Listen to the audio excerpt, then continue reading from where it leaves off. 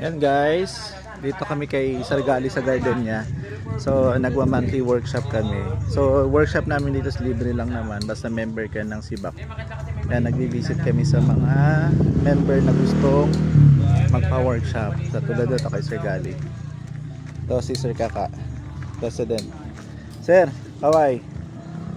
Ano tinitira mo, sir? Babaeng ano, danglin? Bulaklakin.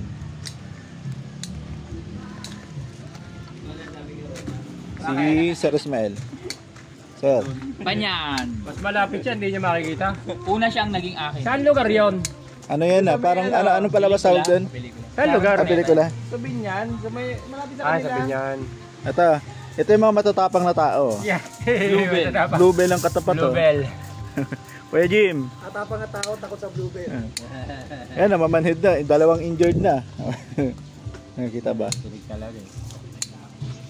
Walang pinagkaiba ito sa Butulan. Sir Gali, dito kami sa garden niya. Gagawin niya atang resort to eh. Dating ng panahon. Oh, swimming pool na lang kulang oh. Ayun. Ito Sir Percy, ano to no? Ang tawag dito? Perakanta. Perakanta. Hindi sana no? Hindi maselan. Hindi. Ito pero ito yung sinasabi mo na marami pa doon sa area. Perakanta. May gusto nga akong kuhanin doon sa area, sinasabi ko sa iyo. Di ba nagbubunga to? Sa Kabitungo lang masarap kunin doon. Nagbubunga di ba to? Perakanta maganda. Oo, nagbubunga, nagbubulaklak. Hindi sir, kalaki din yan. Parang, hindi, para siyang yellow dog eh. Ang bitungol. Para madilaw-dilaw ang katawan. Hindi. Yung gitna ng branch na. Parang yang katawan. Parang yan ang katawan pero ano siya, madilaw. Pati katawan may tinig. Shower out! Workshop muna. Dumating ang mga takosa. Takosa o takosa? Takosa. Kasama ng takosa.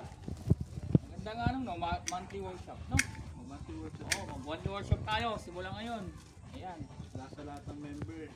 Libre lang po, walang bayad. Kapi lang. Kapi lang. Kapi naman. Kapi lang sa atin, apay pwede na. Para ano, lumaganap ang pagwaga ng buhay.